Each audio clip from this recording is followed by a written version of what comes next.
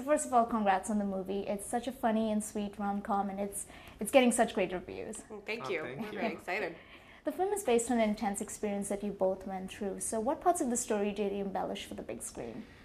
We embellished a lot of it. We kind of dramatized parts of it. We turned up the volume and kind of changed characterizations of people specifically. Yeah, that was the biggest change, probably. Yeah, and that was really good for us because we had so many wonderful people kind of helping us. We had Judd Apatow, Barry Mendel, our director, Michael Showalter, and the actors. And so we really took it from being our story, which if you saw that on screen wouldn't be that interesting, to being a story that we all kind of contributed to that wasn't, hopefully you'll like on screen.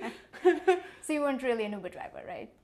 No, I had a day job. I had a much more boring job. Which we tried. There were versions of the script that had you with that job. It was too much. There's already so much in the movie. Adding like a work storyline just felt like too much. Right. So we were like, how do we just say that how does he make money? He's an Uber driver. That's fine. We're done. Yeah. Great Uber jokes. Yeah. Where did you draw the line between keeping some details private versus sharing with the world? We tried hard to let the story kind of dictate what was private. So anything that fell out of the script that was personal, we decided, oh, good, that's ours. That goes back to being ours, and that'll be our private little details that. And there's obviously stuff that not everything can make it in. So there's always stuff, but. We tried not to be precious with that kind of stuff and let the story dictate it. You're right. Did you really have a 2-day rule? Yes. Yes, we did. No way. That is true. Yeah, I know. I don't know how it feels like the most made up thing, and it is absolutely true, and somehow I put up with it. How did you put up with it? I know, it's such a crazy thing. It must be so worth it. You are, luckily. What was the toughest moment to recreate? Probably the stuff towards, when Emily gets in the hospital, the stuff where she gets really, really sick, when it's been a long time and they haven't been able to figure out, because going through that was very difficult, and then having to live through that again for this movie was it's very emotional. From what I hear, you both have a different relationship with romantic comedies. Kumail, you're a rom-com fanatic, whereas Emily, you resented how rom-coms ruin love lives. That's true.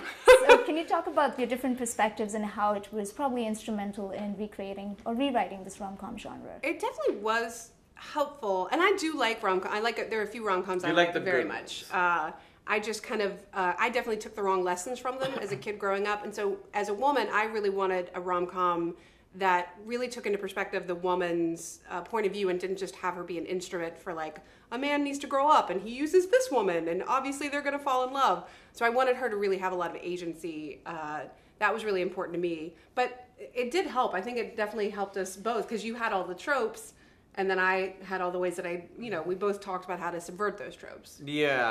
I really, I know most rom-coms from like the late 80s to the early 2000s, like all of them, the good ones and the bad ones. So I sort of had a sense of, you're able to sit down and be like, which ones do I like and why do I like them and how do we take those parts and put them in our movie and then have the rest of it feel unique and different. So it was very helpful to have both. You also helped me understand why rom-coms, there are parts of rom-coms that are really lovely and romantic. Yeah. You really helped me with that. What's your favorite line from your favorite rom-com?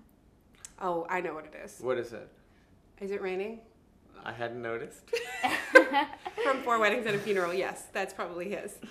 A lot of people said the Notting Hill one too. That's a good one. That's true. I also like standing in front of a boy asking him to love her. That's a good one. And then from Say Anything, I gave her my heart and she gave me a pen. That's a really great line. That's a really good line.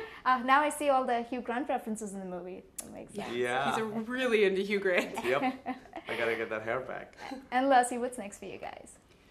We don't know. We're gonna figure that out. We're doing a lot of press for this. About a year and a half has been this, like from rewriting to shooting to editing to premiering to promoting. So this has been our lives for a year and a half now. Maybe we'll bake a cake. Maybe we'll take a vacation. We might take a vacation. Do you want to do that? That would be great. Do you want to just like play video games and watch movies and turn our phones off? I think that's probably what we're going to do. That's what's next. And we might bake a cake and you guys won't get to see it or eat it. Yeah, it's going to be great. You guys are adorable. Thank you so much for sharing with us and bringing your love story to the big screen. Oh, thank you. Thank you.